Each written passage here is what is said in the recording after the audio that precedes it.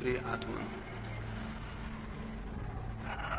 सबसे पहले तो आपका स्वागत करूं इसलिए कि परमात्मा में आपकी उत्सुकता है, इसलिए कि सामान्य जीवन के ऊपर एक साधक के जीवन में प्रवेश करने की आकांक्षा है, इसलिए कि संसार के अतिरिक्त सत्य को पाने की प्यास है। सौभाग्य है उन लोगों का जो सत्य के लिए प्यासे हो सके। बहुत लोग पैदा होते हैं, बहुत कम लोग सत्य के लिए प्यासे हो पाते हैं। सत्य का मिलना तो बहुत बड़ा सौभाग्य है, सत्य की प्यास होना भी उतना ही बड़ा सौभाग्य है। सत्य ना भी मिले तो कोई हर्ज नहीं, लेकिन सत्य की प्यास ही पैदा ना हो तो बहुत बड़ा हर्ज है। सत्य यदि ना मिले तो मैंने कहा कोई हर्ज नहीं। हमने चाहा था और हमने प्रयास किया था, हम श्रम किए थे और हमने आकांक्षा की थी, हमने संकल्प बांधा था और हमने जो हमसे बन सकता था वो किया था। और यदि सत्य ना मिले तो कोई हर्ज नहीं, लेकिन सत्य की प्यास ही हम में पैदा ना हो तो जीवन बहुत दुर्भाग्य से भर जाता है। और मैं आपको ये भी कहूं कि सत्य को पा लेना उतना महत्वपूर्ण नहीं है जितना सत्य के लिए ठीक अर्थों में प्यासे हो जाना है। वो भी एक आनंद है। जो क्षुद्र के लिए प्यासा होता है वो क्षुद्र को पाकर भी आनंद उपलब्ध नहीं करता, और जो विराट के लिए प्यासा होता है वो उसे ना भी पा सके तो भी आनंद से भर जाता है। इसे पुनः दोहराऊं, जो क्षुद्र के लिए आकांक्षा करे वो अगर क्षुद्र को पा भी ले तो भी उसे कोई शांति और आनंद उपलब्ध नहीं होता है। और जो विराट की अभीप्सा से भर जाए वो अगर विराट को उपलब्ध ना भी हो सके तो भी उसका जीवन आनंद से भर जाता है। जिन अर्थों में हम श्रेष्ठ की कामना करने लगते हैं उन्हीं अर्थों में हमारे भीतर कोई श्रेष्ठ पैदा होने लगता है। कोई परमात्मा या कोई सत्य हमारे बाहर हमें उपलब्ध नहीं होगा, उसके बीज हमारे भीतर हैं और वे विकसित होंगे, लेकिन वे तभी विकसित होंगे जब प्यास की आग और प्यास की तपिश और प्यास की गर्मी हम पैदा कर सकें। मैं जितनी श्रेष्ठ की आकांक्षा करता हूं उतना ही मेरे मन के भीतर छिपे हुए बीज जो विराट और श्रेष्ठ बन सकते हैं वे कंपित होने लगते हैं और उनमें अंकुर आने की संभावना पैदा हो जाती है। जब आपके भीतर कभी ये ख्याल भी पैदा हो कि परमात्मा को पाना है, जब कभी ये ख्याल भी पैदा हो कि शांति को और सत्य को उपलब्ध करना है, तो इस बात को स्मरण रखना कि आपके भीतर कोई बीज अंकुर होने को उत्सुक हो गया है। इस बात को स्मरण रखना आपके भीतर कोई दबी हुई आकांक्षा जाग रही है। इस बात को स्मरण रखना कि कुछ महत्वपूर्ण आंदोलन आपके भीतर हो रहा है। उस आंदोलन को हमें संभालना होगा, उस आंदोलन को सहारा देना होगा, क्योंकि बीज अकेला अंकुर बन जाए इतना ही काफी नहीं है, और भी बहुत सी सुरक्षाएं जरूरी हैं। और बीज अंकुर बन जाए इसके लिए बीज की क्षमता काफी नहीं है, और बहुत सी सुविधाएं भी जरूरी हैं। जमीन पर बहुत बीज पैदा होते हैं लेकिन बहुत कम बीज वृक्ष बन पाते हैं। उनमें क्षमता थी, वे विकसित हो सकते थे, और एक एक बीज में फिर करोड़ों करोड़ों बीज लग सकते थे। एक छोटे से बीज में इतनी शक्ति है कि एक पूरा जंगल उससे पैदा हो जाए। एक छोटे से बीज में इतनी शक्ति है कि सारी जमीन पर पौधे उससे पैदा हो जाएं। लेकिन यह भी हो सकता है इतनी विराट क्षमता, इतनी विराट शक्ति का वो बीज नष्ट हो जाए और उसमें कुछ भी पैदा ना हो। एक बीज की ये क्षमता है, एक मनुष्य की तो क्षमता और भी बहुत ज्यादा है। एक बीज से इतना बड़ा विराट विकास हो सकता है। एक पत्थर के छोटे से टुकड़े से अगर अणु को विस्फोट कर लिया जाए तो महान ऊर्जा का जन्म होता है, बहुत शक्ति का जन्म होता है। मनुष्य की आत्मा, मनुष्य की चेतना का जो अणु है, अगर वो विकसित हो सके, अगर उसका विस्फोट हो सके, अगर उसका विकास हो सके, तो जिस शक्ति और ऊर्जा का जन्म होता है उसी का नाम परमात्मा है।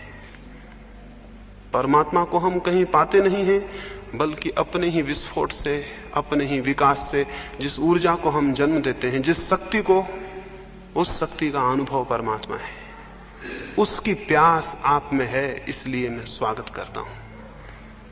लेकिन इससे कोई ये ना समझे कि आप यहां इकट्ठे हो गए हैं तो जरूरी हो कि आप प्यासे ही हों। आप यहां इकट्ठे हो सकते हैं मात्र एक दर्शक की भांति भी। आप यहां इकट्ठे हो सकते हैं एक मात्र सामान्य जिज्ञासा की भांति भी। आप यहां इकट्ठे हो सकते हैं एक कुतूहल के कारण भी, लेकिन कुतूहल से कोई द्वार नहीं खुलते। और जो ऐसे ही दर्शक की भांति खड़ा हो, उसे कोई रहस्य उपलब्ध नहीं होते। इस जगत में जो भी पाया जाता है उसके लिए बहुत कुछ चुकाना पड़ता है। इस जगत में जो भी पाया जाता है उसके लिए बहुत कुछ चुकाना पड़ता है। कुतूहल कुछ भी नहीं चुकाता है, इसलिए कुतूहल कुछ भी नहीं पा सकता है। कुतूहल से कोई साधना में प्रवेश नहीं करता। अकेली जिज्ञासा नहीं, मुमुक्षा, एक गहरी प्यास। कल संध्या में किसी से कह रहा था, अगर एक मरुस्थल में आप हों और पानी आपको न मिले और प्यास बढ़ती चली जाए और वो घड़ी आ जाए कि आप अब मरने को हैं और अगर पानी नहीं मिलेगा तो आप जी नहीं सकेंगे। अगर कोई उस वक्त आपको कहे कि हम ये पानी देते हैं, लेकिन पानी देके हम जान ले लेंगे आपकी, यानी जान के मूल्य पर हम पानी देते हैं, आप उसको भी लेने को राजी हो जाएंगे, क्योंकि मरना तो है। प्यासे मरने की बजाय तृप्त होकर मर जाना बेहतर है। उतनी जिज्ञासा, उतनी आकांक्षा जब आपके भीतर पैदा होती है तो उस जिज्ञासा और आकांक्षा के दबाव में आपके भीतर का बीज टूटता है और उसमें से अंकुर निकलता है। बीज ऐसे ही नहीं टूट जाते हैं, उनको दबाव चाहिए, उनको बहुत दबाव चाहिए, बहुत उत्ताप चाहिए, तब उनकी सख्त खोल टूटती है और उसके भीतर से कोमल पौधे का जन्म होता है। हम सबके भीतर भी बहुत सख्त खोल है और जो भी उस खोल के बाहर आना चाहते हैं अकेले कुतूहल से नहीं आ सकेंगे। इसलिए स्मरण रखें, जो मात्र कुतूहल से इकट्ठे हुए हैं वे मात्र कुतूहल को लेकर वापस लौट जाएंगे, उनके लिए कुछ भी नहीं हो सकेगा। जो दर्शक की भांति इकट्ठे हों वे दर्शक की भांति ही वापस लौट जाएंगे, उनके लिए कुछ भी नहीं हो सकेगा। इसलिए प्रत्येक अपने भीतर पहले तो यह ख्याल कर ले उसमें प्यास है। प्रत्येक अपने भीतर ये विचार कर ले वो प्यासा है। इसे बहुत स्पष्ट रूप से अनुभव कर ले वो सच में परमात्मा में उत्सुक है। उसकी कोई उत्सुकता है सत्य को, शांति को, आनंद को उपलब्ध करने के लिए? अगर नहीं है तो वो समझे कि वो जो भी करेगा उस करने में कोई प्राण नहीं हो सकते, वो निष्प्राण होगा। और तब फिर उस निष्प्राण चेष्टा का अगर कोई फल ना हो तो साधना जिम्मेवार नहीं होगी, आप स्वयं जिम्मेवार होंगे। इसलिए पहली बात अपने भीतर अपने प्यास को खोजना और उसे स्पष्ट कर लेना है। आप सच में कुछ पाना चाहते हैं,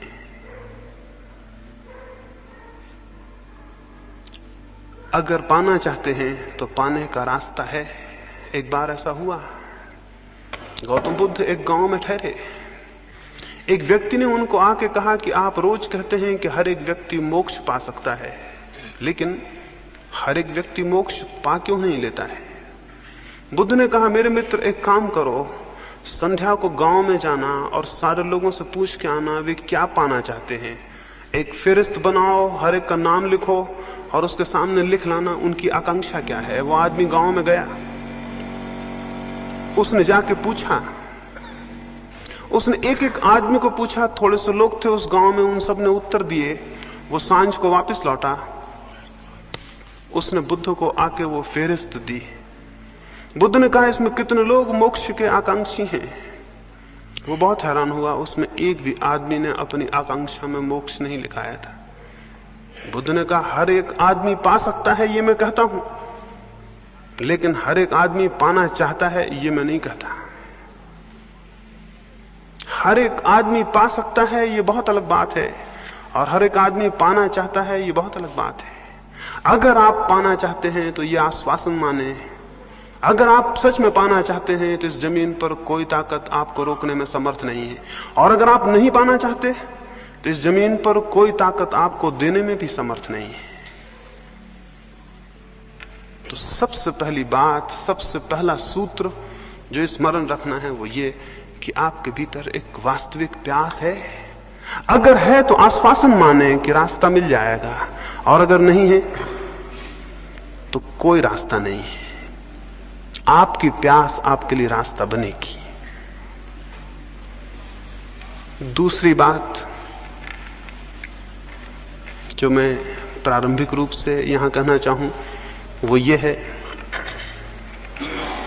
बहुत बार हम प्यासे भी होते हैं किन्हीं बातों के लिए, लेकिन हम आशा से भरे हुए नहीं होते हैं। हम प्यासे होते हैं लेकिन आशा नहीं होती। हम प्यासे होते हैं लेकिन निराश होते हैं, और जिसका पहला कदम निराशा में उठेगा उसका अंतिम कदम निराशा में समाप्त होगा। इसे भी स्मरण रखें, जिसका पहला कदम निराशा में उठेगा उसका अंतिम कदम भी निराशा में समाप्त होगा। अंतिम कदम अगर सफलता और सार्थकता में जाना है तो पहला कदम बहुत आशा में उठना चाहिए। तो इन 3 दिनों के लिए आपसे कहूंगा, यूं तो पूरे जीवन के लिए कहूंगा, एक बहुत आशा से भरा हुआ दृष्टिकोण। क्या आपको पता है बहुत कुछ इस पर निर्भर करता है आपके चित्त का? क्या आप आशा से भर के किसी काम को कर रहे हैं या निराशा से? अगर आप पहले से निराश हैं तो आप अपने ही हाथ से उस डगाल को काट रहे हैं जिस पर आप बैठे हुए हैं।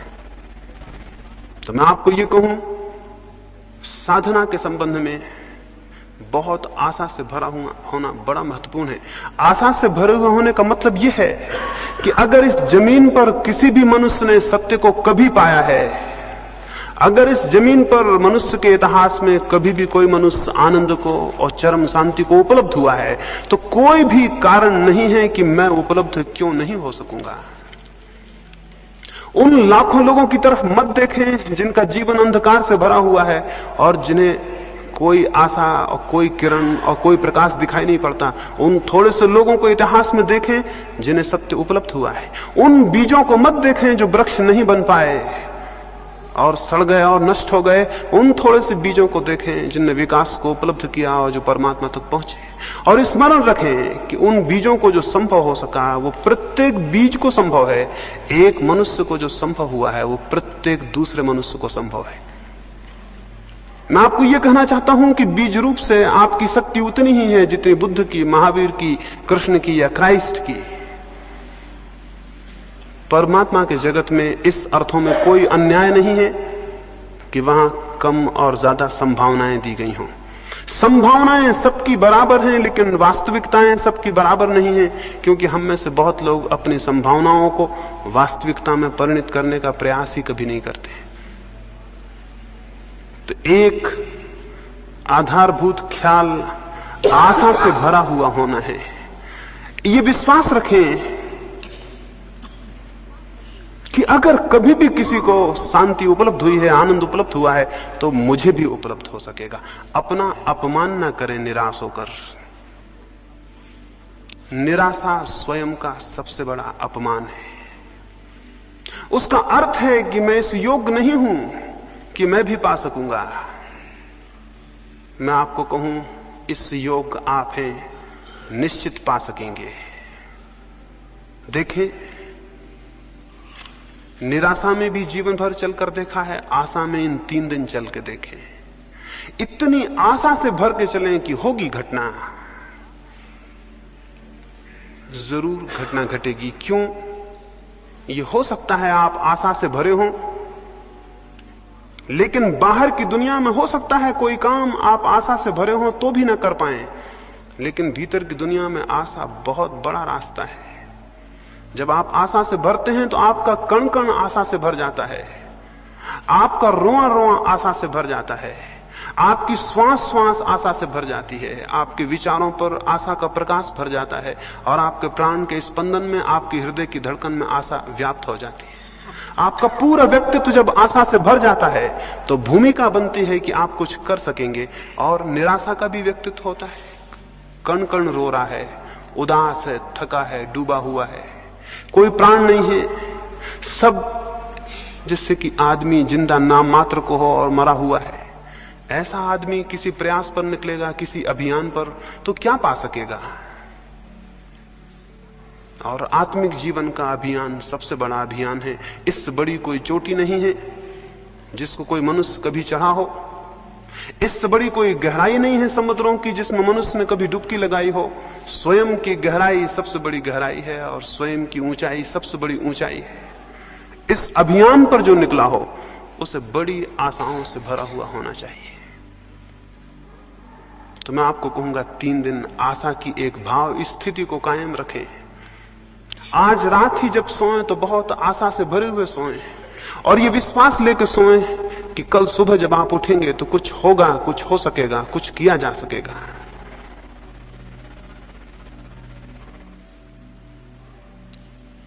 दूसरी बात मैंने कही, आशा का एक दृष्टिकोण। आशा के इस दृष्टिकोण के साथ ही ये भी आपको स्मरण दिला दूं, इन पीछे कुछ वर्षों के अनुभव से इस नतीजे पर पहुंचा हूं कि हमारी निराशा इतनी गहरी है कि जब हमें कुछ मिलना भी शुरू होता है तो निराशा के कारण दिखाई नहीं पड़ता। अभी मेरे पास एक व्यक्ति आते थे, वो अपनी पत्नी को मेरे पास लाए। उन्होंने पहले दिन जब वो आए थे तो मुझे कहा कि मेरी पत्नी को नींद नहीं आती, बिल्कुल नींद नहीं आती बिना दवा के, और दवा से भी 3-4 घंटे से ज्यादा नींद नहीं आती। और मेरी पत्नी भयभीत है, अनजाने भय उसे परेशान किए रहते हैं। घर के बाहर निकलती ही तो डरती है, घर के भीतर होती तो डरती है कि मकान ना गिर जाए। अगर पास में कोई ना हो तो घबराती है कि अकेले में कहीं मृत्यु ना हो जाए, इसलिए पास में कोई होना ही चाहिए। रात को सब दवाइयां अपने पास में रख के सोती है कि बीच रात में कोई खतरा ना हो जाए। वो मुझे अपनी पत्नी की ये भय की और निराशा की हालत बताए। मैंने उनको कहा कि ध्यान का ये छोटा सा प्रयोग शुरू करिए, लाभ होगा। उन्होंने प्रयोग शुरू किया। 7 दिन बाद वो मुझे मिले। मैंने उनसे पूछा क्या हुआ, कैसा है? वो बोले अभी कुछ खास नहीं हुआ, बस नींद भर आने लगी है। उन्होंने मुझसे कहा अभी कुछ खास नहीं हुआ, बस नींद भर आने लगी है। 7 दिन बाद वो मुझे फिर मिले। मैंने उनसे पूछा क्या हुआ? बोले अभी कुछ खास नहीं हुआ, थोड़ा सा भय दूर हो गया है। वो 7 दिन बाद मुझे फिर मिले। मैंने उनसे पूछा कुछ हुआ? वो बोले अभी कुछ विशेष तो नहीं हुआ, ये थोड़ी नींद आ जाती है, भय कम हो गया, दवाइयां अपने पास नहीं रखती, और कुछ खास नहीं हुआ। इसको मैं निराशा की दृष्टि कहता हूं। और ऐसे आदमी को कुछ हो भी जाए तो उसे पता नहीं चलेगा। ये दृष्टि तो बुनियाद से गलत है। इसका तो मतलब है इस आदमी को कुछ हो नहीं सकता, अगर हो भी जाए तो भी उसे कभी पता नहीं चलेगा कि कुछ हुआ। और बहुत कुछ हो सकता था जो कि रुक जाएगा। तो आशा के इस दृष्टिकोण के साथ साथ प्रसंगवशात मैं आपसे ये कहूं, इन 3 दिनों में जो घटित हो उसको स्मरण रखें और जो घटित ना हो उसको बिल्कुल स्मरण ना रखें। इन 3 दिनों में जो घटित हो उसको स्मरण रखें और जो घटित ना हो, जो ना हो पाए, उसे बिल्कुल स्मरण ना रखें। स्मरणीय वो है जो घटित हुआ हो। थोड़ा सा कण भी अगर लगे शांति का, उसको पकड़ें, वो आपको आशा देगा और गतिमान करेगा। और अगर आप उसको पकड़ते हैं जो नहीं हुआ, तो आपकी गति अवरुद्ध हो जाएगी और जो हुआ है वो भी मिट जाएगा। तो इन 3 दिनों में यह भी स्मरण रखें कि इन ध्यान के प्रयोगों में जो थोड़ा सा आपको अनुभव हो उसको स्मरण रखें, उसको आधार बनाएं आगे के लिए। जो न हो उसको आधार ना बनाएं। मनुष्य जीवन भर इसी दुख में रहता है।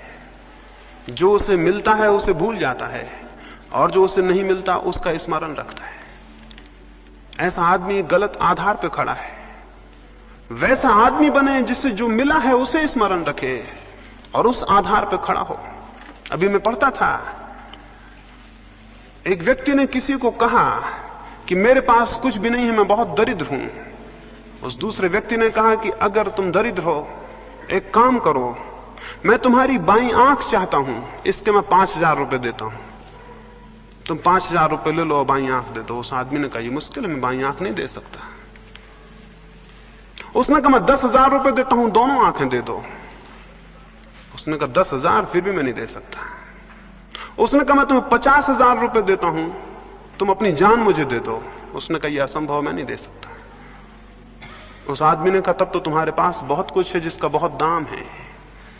तुम्हारे पास 2 आंखें हैं जिनको तुम 10,000 में देने को राजी नहीं हो, लेकिन तुम कह रहे थे मेरे पास कुछ भी नहीं है। मैं उस आदमी और उस विचार की बात आपसे कह रहा हूं जो आपके पास है, उसको स्मरण रखें, और जो साधना में मिले, थोड़ा सा रत्ती भर भी मिले, उसे स्मरण रखें, उसकी विचार करें, उसकी चर्चा करें। उसके आधार से और मिलने का रास्ता बनेगा, क्योंकि आशा बढ़ेगी। और जो नहीं मिला, एक महिला मेरे पास आती थी, पढ़ी लिखी हैं, एक कॉलेज में प्रोफेसर हैं, संस्कृत की विद्वान हैं। वो मेरे पास आती थी, एक 7 दिन का प्रयोग चलता था ध्यान का, उसमें आती थी। पहले दिन वो प्रयोग करने के बाद उठी और बाहर जाके मुझसे कहीं क्षमा करें, अभी मुझे आज कोई ईश्वर के दर्शन नहीं हुए। पहले दिन वो प्रयोग किए और बाहर जाके मुझसे कहीं क्षमा करें, अभी मुझे कोई ईश्वर के दर्शन नहीं हुए। मैंने कहा अगर ईश्वर के दर्शन हो जाते तो ही खतरे की बात होती, क्योंकि इतना सस्ता जो ईश्वर मिल जाए उसे फिर शायद आप किसी मतलब का भी ना समझते। और मैंने उनसे कहा कि जो ये आकांक्षा करे कि वो 10 मिनट आंख बंद करके बैठ गया है, इसलिए ईश्वर को पाने का हकदार हो गया है, उससे ज्यादा मूढ़तापूर्ण और कोई वृत्ति और विचार नहीं हो सकता। तो मैं आपसे ये कहता हूं कि जो थोड़ा सा भी शांति की किरण आपको मिले, उसे आप सूरज समझें। इसलिए सूरज समझें कि उसी किरण का सहारा पकड़ के आप सूरज तक पहुंच जाएंगे। इस अंधकार से भरे कमरे में अगर मैं बैठा हूं और एक मुझे थोड़ी सी किरण दिखाई पड़ती हो, तो मेरे पास 2 रास्ते हैं। एक तो मैं ये कहूं ये किरण क्या, अंधकार इतना घना है, इस किरण से क्या होगा, अंधकार इतना ज्यादा है। एक रास्ता ये भी है कि मैं ये कहूं कि अंधकार कितना ही हो, लेकिन एक किरण मुझे उपलब्ध है, और अगर मैं इसकी दिशा में इसका अनुगमन करूं तो मैं वहां तक पहुंच जाऊंगा जहां से किरण पैदा हुई और जहां सूरज होगा। तो मैं आपको अंधकार ज्यादा हो तो भी उसे विचार करने को नहीं कहता, किरण छोटी हो तो भी उस पर ही विचार को खड़ा करने को कहता हूं। इससे आशा की दृष्टि खड़ी होगी। अन्यथा हमारे जीवन बड़े उल्टे हैं। अगर मैं आपको एक गुलाब के फूल के पौधे के पास ले जाऊं और आपको पौधा दिखाऊं, तो शायद आप मुझसे कहें कि इसमें क्या है, भगवान कैसा अन्यायी है, 2-4 तो फूल हैं, हजारों कांटे हैं। एक दृष्टि ये भी है कि गुलाब के पास जाके हम ये कहें कि भगवान कैसा अन्यायी है, हजारों कांटे हैं, कहीं एक आध फूल है। इसको कहने का एक ढंग और भी हो सकता है, एक दृष्टि और भी हो सकती है, एक और अप्रोच हो सकती है कि कोई आदमी उसी पौधे के पास जाके ये कहे कि भगवान कैसा अद्भुत है कि जहां लाखों कांटे हैं उनमें भी एक फूल खिल जाता है। कोई इसे यूं भी देख सकता है कि कहे कि जहां लाखों कांटे हैं उनमें भी एक फूल खिल जाता है, दुनिया अद्भुत है। कांटों के बीच भी फूल के खिलने की संभावना कितनी आश्चर्यजनक है। तो मैं आपको दूसरी दृष्टि रखने को कहूंगा इन 3 दिनों में। छोटी सी भी आशा की जो भी झलक आपको मिले साधना में, उसको आधार बनाएं, उसको संबल बनाएं। तीसरी बात,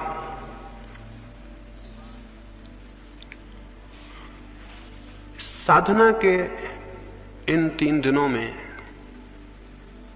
आपको ठीक वैसे ही नहीं जीना है जैसा आप आज सांझ तक जीते रहे। मनुष्य बहुत कुछ आदतों का यंत्र है।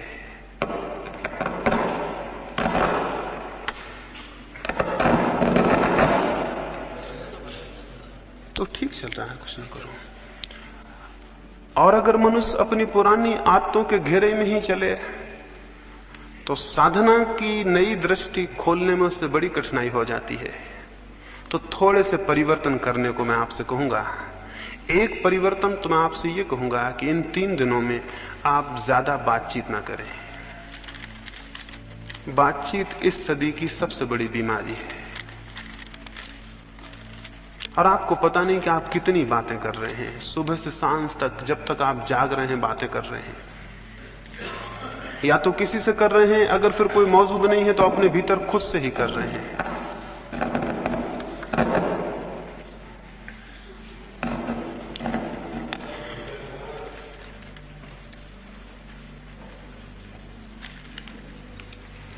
इन 3 दिनों में इसका बहुत सजग प्रयास करें कि आपकी बातचीत की जो बहुत यांत्रिक आदत है वो ना चले। एक ही कर देना, उसे बंद कर देना, एक ही कर देना। आदत है हमारी, ये साधक के जीवन में बहुत संघातक है। इन 3 दिनों में मैं चाहूंगा आप कम से कम बात करें, और जो बात भी करें वो बात भी अच्छा हो कि आपकी वही सामान्य ना हो जो आप रोज करते हैं। आप क्या रोज बातें कर रहे हैं, उसका कोई बहुत मूल्य है? आप उसे नहीं करेंगे तो कोई नुकसान है? जिसको आप कर रहे हैं उसका अगर नहीं उसे बताएंगे कोई अहित है? इन 3 दिनों में स्मरण रखें कि हमें किसी से कोई विशेष बात नहीं करनी है। बहुत अद्भुत लाभ होगा। अगर कोई थोड़ी बहुत बात आप करें भी, अच्छा हो कि वो साधना से ही संबंधित हो और कुछ ना हो। अच्छा तो यह है कि ना ही करें। ज्यादा से ज्यादा समय मौन को रखें। वो भी जबरदस्ती मौन रखने को नहीं कहता हूं कि आप बिल्कुल बोलें ही ना या लिख के बोलें। आप बोलने के लिए मुक्त हैं, बातचीत करने को मुक्त नहीं। और स्मरण पूर्वक जितना सार्थक हो उतना बोलें, बाकी चुप रहें। 2 लाभ होंगे। एक तो बड़ा लाभ होगा कि व्यर्थ जो शक्ति व्यय होती है बोलने में वो संचित होगी, और उस शक्ति का हम उपयोग साधना में कर सकेंगे। दूसरा लाभ ये होगा कि आप दूसरे लोगों से टूट जाएंगे और आप थोड़े एकांत में हो जाएंगे। हम यहाँ पहाड़ पर आए, पहाड़ पर आने का कोई प्रयोजन पूरा ना होगा अगर यहाँ हम 200 लोग इकट्ठे हुए हैं और आपस में बातचीत करते रहे और बैठ के गपशप करते रहे, तो हम भीड़ के भीड़ में रहे, हम एकांत में नहीं आ पाए। एकांत पे आने के लिए पहाड़ पे जाना ही जरूरी नहीं है, ये भी जरूरी है कि आप दूसरे लोगों से अपना संबंध थोड़ा शिथिल कर लें और अकेले हो जाएं। बहुत नाम मात्र को संबंध रखें, समझें कि आप अकेले हैं इस पहाड़ पर और दूसरा कोई नहीं है, और आपको इस तरह जीना है जैसे आप अकेले आए होते, अकेले रहते, अकेले घूमने जाते, अकेले किसी दरख्त के नीचे बैठते। वैसे झुंड में आप ना जाएं, 4-6 मित्र बन के ना जाएं, अलग अलग एक एक। इन 3 दिनों में हम इस तरह जिए। ये मैं आपको कहूं कि भीड़ में जीवन का कोई श्रेष्ठ सत्य न कभी पैदा होता है और न कभी अनुभव होता है। भीड़ में कोई महत्वपूर्ण बात कभी नहीं हुई। जो भी सत्य के अनुभव हुए हैं वे अत्यंत एकांत में और अकेलेपन में हुए हैं। जब हम किसी मनुष्य से नहीं बोलते और जब हम सारी बातचीत बाहर और भीतर बंद कर देते हैं, तो प्रकृति किसी बहुत रहस्यमय ढंग से हमसे बोलना शुरू कर देती है। वो शायद हमसे निरंतर बोल रही है, लेकिन हम अपनी बातचीत में इतने व्यस्त हैं कि वो धीमी सी आवाज हमें सुनाई नहीं पड़ती। हमें अपनी सारी आवाज बंद कर देनी होगी ताकि हम उस अंतश्चेतन की आवाज को सुन सकें जो प्रत्येक के भीतर चल रही है। तो इन 3 दिनों में बिल्कुल बातचीत को छीन कर दें। स्मरण पूर्वक अगर आदतवश बातचीत शुरू हो जाए और ख्याल आ जाए तो बीच में वहीं तोड़ दें और क्षमा मांग लें कि भूल हो गई। अकेले में जाएं। यहां जो हम प्रयोग करेंगे वे तो करेंगे ही, लेकिन आप अकेले में प्रयोग करें। कहीं भी चले जाएं, किसी दरख्त के नीचे बैठे। हम ये भी भूल गए हैं कि हमारा प्रकृति से कोई संबंध है और कोई नाता है, और हमको ये भी पता नहीं है कि प्रकृति के सानिध्य में व्यक्ति जितनी शीघ्रता से परमात्मा की निकटता में पहुंचता है उतना और कहीं नहीं पहुंचता। तो इस अद्भुत 3 दिन के मौके का अवसर का लाभ उठाएं, अकेले में चले जाएं और व्यर्थ की बातचीत ना करें। वो 3 दिन के बाद फिर करने को आप काफी समय रहेगा, उसे बाद में कर ले सकते हैं।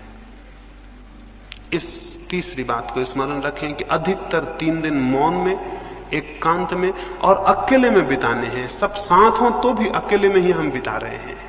साधना का जीवन अकेले का जीवन है। हम यहाँ इतने लोग हैं, हम ध्यान करने बैठेंगे तो लगेगा समूह में ध्यान कर रहे हैं, लेकिन सब ध्यान वैयक्तिक है, समूह का कोई ध्यान नहीं होता। बैठे जरूर हम यहाँ इतने लोग हैं, लेकिन हर एक भीतर जब अपने जाएगा तो अकेला रह जाएगा। जब वो आंख बंद करेगा अकेला हो जाएगा, और जब शांति में प्रवेश करेगा उसके साथ कोई भी नहीं होगा। हम यहाँ 200 लोग होंगे, लेकिन हर एक आदमी केवल अपने साथ होगा, बाकी 199 के साथ नहीं होगा। सामूहिक कोई ध्यान नहीं होता, न कोई प्रार्थना होती है। सब ध्यान, सब प्रार्थनाएं वैयक्तिक होती हैं, अकेली होती हैं। यहां भी हम अकेले रहेंगे, बाहर भी हम अकेले रहेंगे, और अधिकतर मौन में समय को व्यतीत करेंगे, नहीं बोलेंगे। इतना ही काफी नहीं है कि नहीं बोलेंगे, अंतस में भी स्मरण रखेंगे कि व्यर्थ की जो निरंतर बकवास चल रही है भीतर आपके, आप खुद ही बोल रहे हैं, खुद ही उत्तर दे रहे हैं, उसे भी शिथिल रखेंगे, उसे भी छोड़ेंगे। अगर भीतर वो शिथिल ना होती हो, बहुत स्पष्ट भीतर आदेश दें कि बकवास बंद कर दो, बकवास मुझे पसंद नहीं है, अपने भीतर स्वयं से कहें। ये भी मैं आपको कहूं कि साधना के जीवन में अपने से कुछ आदेश देना बहुत महत्वपूर्ण है। कभी आदेश दे के देखें, अकेले में बैठ जाएं, अपने मन को कह दें कि बकवास बंद, मुझे ये पसंद नहीं है, और आप हैरान होंगे कि झटके से बातचीत भीतर टूटेगी। 3 दिन स्मरण पूर्वक भीतर आदेश दे दें कि बातचीत मुझे नहीं करनी है। आप 3 दिन में पाएंगे कि अंतर पड़ा है और क्रमशः भीतर की बातचीत बंद हुई है। 5वीं बात, कुछ शिकायतें हो सकती हैं, कोई तकलीफ हो सकती है, 3 दिन उसका कोई ख्याल नहीं करेगा। कोई छोटी मोटी तकलीफ हो, अड़चन हो, उसका कोई ख्याल नहीं करेगा। हम किन्हीं सुविधाओं के लिए यहां इकट्ठे नहीं हुए हैं। अभी मैं एक चीनी साध्वी का जीवन पढ़ता था। वो एक गांव में गई थी, उस गांव में थोड़े से मकान थे। उसने उन मकानों के सामने जाके, सांझ हो रही थी, रात पड़ने को थी, वो अकेली साध्वी थी, उसने लोगों से कहा कि मुझे घर में ठहर जाने दें। अपरिचित स्त्री, फिर उस गांव में जो लोग रहते थे वो उनके धर्म के मानने वाली नहीं थी। लोगों ने अपने दरवाजे बंद कर लिए। दूसरा गांव बहुत दूर था और रात और अकेली, उसे उस रात खेत में जाके सोना पड़ा। वो एक चेरी के दरख्त के नीचे जाके चुपचाप सो गई। रात 2 बजे उसकी नींद खुली। सर्दी थी और सर्दी की वजह से उसकी नींद खुल गई। उसने देखा फूल सब खिल गए हैं और दरख्त पूरा फूलों से लदा है और चांद ऊपर आ गया है और बहुत अद्भुत चांदनी है। और उसने उस आनंद के क्षण को अनुभव किया। सुबह वो उस गांव में गई और उन्होंने उनको धन्यवाद दिया जिन्होंने रात्रि द्वार बंद कर लिए थे। और उन्होंने पूछा, काहे का धन्यवाद? उसने कहा, तुमने अपने प्रेम बस, तुमने मुझ पे करुणा और दया करके रात अपने द्वार बंद कर लिए, उसका धन्यवाद। मैं एक बहुत अद्भुत क्षण को उपलब्ध कर सकी। मैंने चेरी के फूल खिले देखे और मैंने पूरा चांद देखा, और मैंने कुछ ऐसा देखा जो मैंने जीवन में नहीं देखा था। और अगर आपने मुझे जगह दे दी होती तो मैं वंचित रह जाती। तब मैं समझी कि उनकी करुणा, कि उन्होंने क्यों मेरे लिए द्वार बंद कर रखे। ये एक दृष्टि है, एक कौन है। आप भी हो सकता था उस रात द्वार से लौटा दिए गए होते, तो शायद आप इतने गुस्से में होते रात भर, और उन लोगों के प्रति इतनी आपके मन में घृणा और इतने क्रोध होता कि शायद आपको जब चेरी में फूल खिलते तो दिखाई नहीं पड़ते, और जब चांद ऊपर आता तो आपको पता नहीं चलता। धन्यवाद तो बहुत दूर था, आप ये सब अनुभव भी नहीं कर पाते। जीवन में एक और स्थिति भी है जब हम प्रत्येक चीज के प्रति धन्यवाद से भर जाते हैं। साधक स्मरण रखें कि उन्हें इन 3 दिनों में प्रत्येक चीज के प्रति धन्यवाद से भर जाना है। जो मिलता है उसके लिए धन्यवाद, जो नहीं मिलता उससे कोई प्रयोजन नहीं। उस भूमिका में अर्थ पैदा होता है, उस भूमिका में भीतर एक निश्चिंतता पैदा होती है, एक सरलता पैदा होती है। और अंतिम रूप से एक बात और, इन 3 दिनों में हम निरंतर प्रयास करेंगे अंतस प्रवेश का, ध्यान का, समाधि का। उस प्रवेश के लिए एक बहुत प्रगाढ़ संकल्प की जरूरत है। प्रगाढ़ संकल्प का यह अर्थ है, हमारा जो मन है उसका एक बहुत छोटा सा हिस्सा, जिसको हम चेतन मन कहते हैं, उसी में सब विचार चलते रहते हैं। उससे बहुत ज्यादा गहराइयों में हमारा 9 हिस्सा मन और है। अगर हम मन के 10 खंड करें तो एक खंड हमारा कॉन्शस है, चेतन है, 9 खंड हमारे अचेतन और अनकॉन्शस है। इस एक खंड में ही हम सब सोचते विचारते हैं। 9 खंडों में उसकी कोई खबर नहीं होती, 9 खंडों में उसकी कोई सूचना नहीं पहुंचती। हम यहां सोच लेते हैं कि ध्यान करना है, समाधि में उतरना है, लेकिन हमारे मन का बहुत सा हिस्सा अपरिचित रह जाता है। वो अपरिचित हिस्सा हमारा साथ नहीं देगा, और अगर उसका साथ हमें नहीं मिला तो सफलता बहुत मुश्किल है। उसका साथ मिल सके इसके लिए संकल्प करने की जरूरत है, और संकल्प मैं आपको समझा दूं कैसा हम करेंगे। अभी यहां संकल्प करके उठेंगे, और फिर जब रात्रि में आप अपने बिस्तरों पे जाएं तो 5 मिनट के लिए उस संकल्प को पुनः दोहराएं, और उस संकल्प को दोहराते दोहराते ही नींद में सो जाएं। संकल्प को पैदा करने का जो प्रयोग है वो मैं आपको समझा दूं, उसे हम यहां भी करेंगे और रोज नियमित करेंगे। संकल्प से मैंने आपको समझाया है कि आपका पूरा मन, चेतन और अचेतन, इकट्ठे रूप से ये भाव कर ले कि मुझे शांत होना है, मुझे ध्यान को उपलब्ध होना है। जिस रात्रि गौतम बुद्ध को समाधि उपलब्ध हुई, उस रात वे अपने बोधि वृक्ष के नीचे बैठे और उन्होंने कहा, अब जब तक मैं परम सत्य को उपलब्ध ना हो जाऊं तब तक यहां से उठूंगा नहीं। हमें लगेगा इससे क्या मतलब है, आपके नहीं उठने से परम सत्य कैसे उपलब्ध हो जाएगा? लेकिन ये ख्याल कि जब तक मुझे परम सत्य उपलब्ध ना हो जाए मैं यहां से उठूंगा नहीं, ये सारे प्राण में गूंज गया। वे नहीं उठे जब तक परम सत्य उपलब्ध नहीं हुआ, और आश्चर्य है कि परम सत्य उसी रात्रि उन्हें उपलब्ध हुआ। वे 6 वर्ष से चेष्टा कर रहे थे, लेकिन इतना प्रगाढ़ संकल्प किसी दिन नहीं हुआ था। संकल्प की प्रगाढ़ता कैसे पैदा हो, वो मैं छोटा सा प्रयोग आपको कहता हूं, वो हम अभी यहां करेंगे, और फिर उसे हम रात्रि में नियमित करके उसे सोएंगे। अगर आप अपनी सारी श्वास को बाहर फेंक दें और फिर श्वास को अंदर ले जाने से रुक जाएं, क्या होगा? अगर मैं अपनी सारी श्वास बाहर फेंक दूं और फिर नाक को बंद कर लूं और श्वास को भीतर न जाने दूं तो क्या होगा? क्या थोड़ी देर में मेरे सारा प्राण उस श्वास को लेने को तड़फने नहीं लगेगा? क्या मेरा रोआ रोआ और मेरे शरीर के जो लाखों कोष्ठ हैं वो मांग नहीं करने लगेंगे कि हवा चाहिए, हवा चाहिए? जितनी देर में रोकूंगा उतना ही मेरे गहरे अचेतन का हिस्सा पुकारने लगेगा, हवा चाहिए। जितनी देर में रोके रहूंगा उतनी ही मेरे प्राण के नीचे के हिस्से भी चिल्लाने लगेंगे, हवा चाहिए। अगर मैं आखिरी क्षण तक रोके रहूं तो मेरा पूरा प्राण मांग करने लगेगा, हवा चाहिए। क्योंकि ये सवाल आसान नहीं है कि ऊपर का हिस्सा ही कहे। अब ये जीवन और मृत्यु का सवाल है तो नीचे के हिस्से भी पुकारेंगे कि हवा चाहिए। इस क्षण की स्थिति में जबकि पूरे प्राण हवा को मांगते हो, तब आप अपने मन में यह संकल्प सतत दोहराएं कि मैं ध्यान में प्रवेश करके रहूंगा। उन क्षणों में जब आपके पूरे प्राण श्वास मांगते हो, तब आप अपने मन में यह भाव दोहराते रहें कि मैं ध्यान में प्रवेश करके रहूंगा। यह मेरा संकल्प है कि मैं ध्यान में प्रवेश करके रहूंगा। उस वक्त आपका मन यह दोहराता रहे।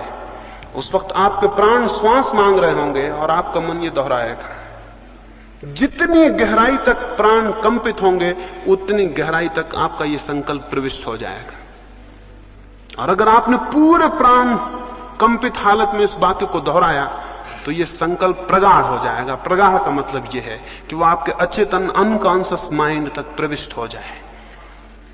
इसे हम रोज ध्यान के पहले भी करेंगे, रात्रि में सोते समय भी आप इसे करके सोएंगे। इसे करेंगे, फिर सो जाएंगे। जब आप सोने लगेंगे तब भी आपके मन में ये सतत ध्वनि बनी रहे कि मैं ध्यान में प्रविष्ट होकर रहूंगा, ये मेरा संकल्प है कि मुझे ध्यान में प्रवेश करना है। ये वचन आपके मन में गूंजता रहे और गूंजता रहे और आप कब सो जाएं आपको पता ना पड़े। सोते समय चेतन मन तो बेहोश हो जाता है और अचेतन मन के द्वार खुलते हैं। अगर उस वक्त आपके मन में ये बात गूंजती रही तो ये अचेतन परतों में प्रविष्ट हो जाएगी और आप इसका परिणाम देखेंगे। इन 3 दिनों में ही परिणाम देखेंगे। संकल्प को प्रगाढ़ करने का उपाय आप समझे। उपाय है सबसे पहले धीमे धीमे पूरी सांस भर लेना, पूरे प्राणों में, पूरे फेफड़ों में सांस भर जाए जितनी भर सके। जब सांस पूरी भर जाए तब भी मन में ये भाव गूंजता रहे कि मैं संकल्प करता हूं कि ध्यान में प्रविष्ट होकर रहूंगा। ये वाक्य गूंजता ही रहे। फिर श्वास बाहर फेंकी जाए तब भी ये वाक्य गूंजता रहे कि मैं संकल्प करता हूं कि मैं ध्यान में प्रवेश करके रहूंगा। ये वाक्य दोहरता रहे। फिर सांस फेंकते जाएं बाहर। एक घड़ी आएगी आपको लगेगा आप श्वास भीतर बिल्कुल नहीं है, तब भी थोड़ी है, उसे भी फेंकें और वाक्य को दोहराते रहें। आपको लगेगा आप बिल्कुल नहीं है, तब भी है, आप उसे भी फेंकें। आप घबराएं ना, आप पूरी सांस कभी नहीं फेंक सकते हैं। यानी इसमें घबराने का कोई कारण नहीं, आप पूरी सांस कभी फेंक ही नहीं सकते हैं। इसलिए जितना आपको लगे कि आप बिल्कुल नहीं है, उस वक्त भी थोड़ी है, उसको भी फेंकें। जब तक आपको बने उसे फेंकते जाएं और मन में ये गूंजता रहे कि मैं संकल्प करता हूं कि मैं ध्यान में प्रवेश करके रहूंगा। ये अद्भुत प्रक्रिया है। इसके माध्यम से आपके अचेतन परतों में विचार प्रविष्ट होगा, संकल्प प्रविष्ट होगा और उसके परिणाम आप कल सुबह से ही देखेंगे। तो एक तो संकल्प को प्रगाढ़ करना है, उसको अभी हम जब अलग होंगे यहां से तो उस प्रयोग को करेंगे। उसको 5 बार करना है, यानी 5 बार श्वास को फेंकना और रोकना है और 5 बार निरंतर उस भाव को अपने भीतर दोहराना है। जिनको कोई हृदय की बीमारी हो या कोई तकलीफ हो वो उसे बहुत ज्यादा तेजी से नहीं करेंगे, उसे बहुत आहिस्ता करेंगे, जितना उनको सरल मालूम पड़े और तकलीफ न मालूम पड़े। ये जो संकल्प की बात है, इसको मैंने कहा कि रोज रात्रि को इन 3 दिनों में सोते समय करके सोना है। सोते वक्त जब बिस्तर पर आप लेट जाएं, इसी भाव को करते करते क्रमशः नींद में विलीन हो जाना है। ये संकल्प की स्थिति अगर हमने ठीक से पकड़ी और अपने प्राणों में उस आवाज को पहुंचाया तो परिणाम होना बहुत सरल है और बहुत बहुत आसान है। ये थोड़ी सी बातें आपको आज कहनी थी। इनमें जो प्रासंगिक जरूरतें हैं वो मैं समझता हूं आप समझ गए होंगे। जैसा मैंने कहा कि बातचीत नहीं करनी है, स्वाभाविक है कि आपको अखबार, रेडियो इनका उपयोग नहीं करना है, क्योंकि वो भी बातचीत है। मैंने आपसे कहा मौन में और एकांत में होना है। इसका स्वाभाविक मतलब हुआ कि जहां तक बने साथियों से दूर रहना है। जितनी देर हम यहां मिलेंगे वो अलग, भोजन के लिए जाएंगे वो अलग, वहां भी आप बड़े मौन से, बड़ी शांति से भोजन करें।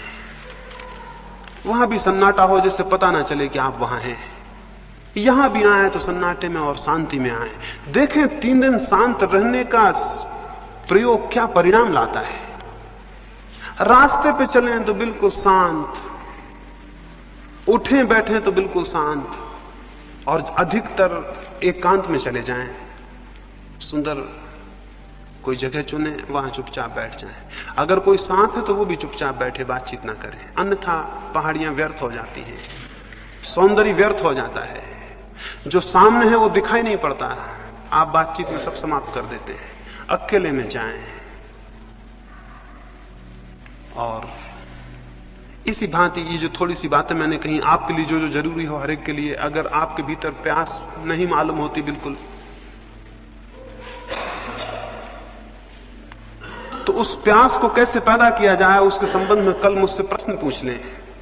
अगर आपको ऐसा नहीं लगता कि मुझे कोई आशा नहीं मालूम होती, तो आशा कैसे पैदा हो उसके संबंध में कल सुबह मुझसे प्रश्न पूछ लें। अगर आपको लगता है कि मुझे कोई संकल्प करने में कठिनाई है या नहीं बन पाता या नहीं होता, सारी कठिनाइयां मुझसे सुबह पूछ लें। कल सुबह ही 3 दिन के लिए जो भी कठिनाइयां आ सकती हैं वो आप मुझसे पूछ लें, ताकि 3 दिन में कोई भी समय व्यय ना हो। अगर प्रत्येक व्यक्ति की कोई अपनी वैयक्तिक तकलीफ और दुख और पीड़ा है जिससे वो मुक्त होना चाहता है, या जिसकी वजह से वो ध्यान में नहीं जा सकता, या जिसकी वजह से वो ध्यान में प्रवेश करना उसे मुश्किल होता, समझ लें। अगर आपको कोई एक विशेष चिंता है जो आपको प्रवेश नहीं होने देती शांति में, तो आप उसके लिए अलग से पूछ लें। अगर आपको कोई ऐसी पीड़ा है जो आपको नहीं प्रवेश होने देती, उसके लिए आप अलग से पूछ लें। वो सबके लिए नहीं होगी सामूहिक, वो आपकी वैयक्तिक होगी, उसके लिए आप अलग प्रयोग करेंगे। और जो भी तकलीफ हो वो स्पष्ट सुबह रख दें, ताकि हम 3 दिन के लिए व्यवस्थित हो जाएं। ये थोड़ी सी बातें मुझे आपसे कहनी थी, आपकी एक भाव दृष्टि बने, और फिर जो हमें करना है वो हम कल से शुरू करेंगे और कल से समझेंगे। अभी हम थोड़े थोड़े सब फासले पे बैठ जाएंगे, हाल तो बड़ा है, सब फासले पे बैठ जाएंगे ताकि हम संकल्प का प्रयोग करें और फिर हम यहां से विदा हों।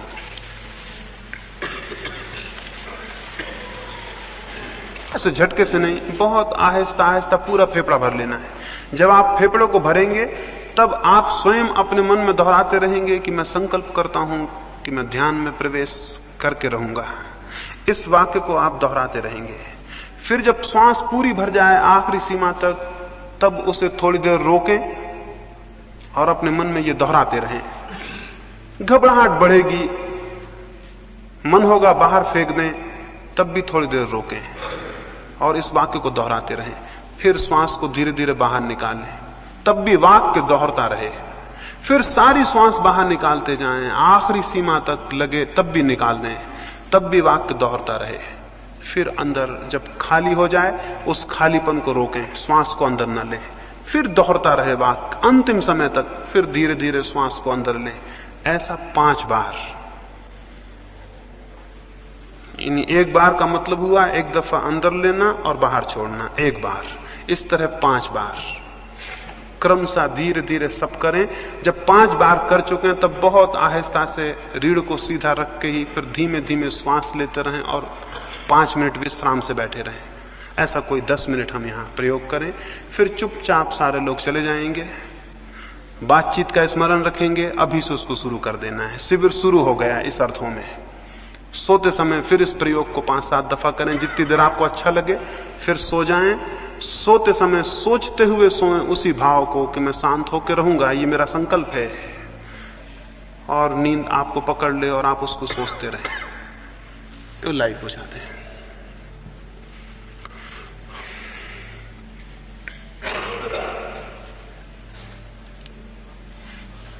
जब आपका 5 बार हो जाए तो आप चुपचाप अपना अपना बैठ के थोड़ी धीमी सांस लेते हुए बैठे रहेंगे।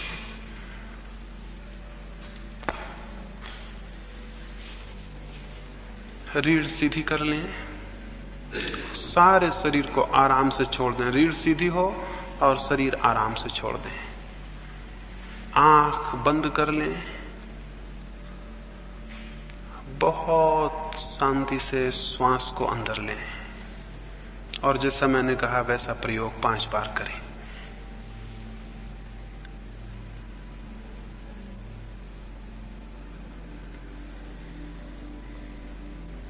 मैं प्रवेश करके रहूंगा, मैं ध्यान में प्रवेश करके रहूंगा। मेरा संकल्प है कि ध्यान में प्रवेश होगा। मेरा संकल्प है कि ध्यान में प्रवेश होगा। पूरे प्राणों को संकल्प करने दें।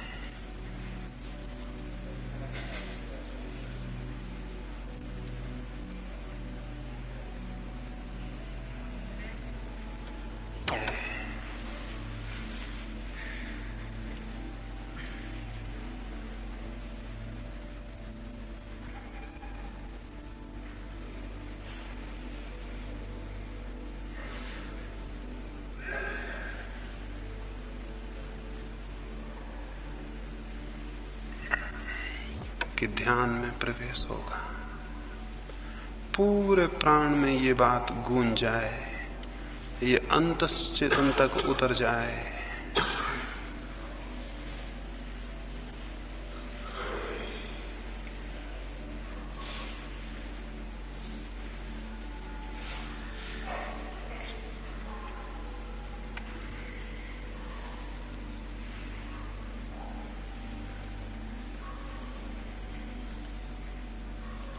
पांच बार आपका हो जाए तो फिर बहुत आहिस्ता से बैठ के शांति से रीढ़ को सीधा रखे हुए ही धीमे धीमे श्वास को लें, धीमे छोड़ें और श्वास को ही देखते रहें। 5 मिनट विश्राम करें।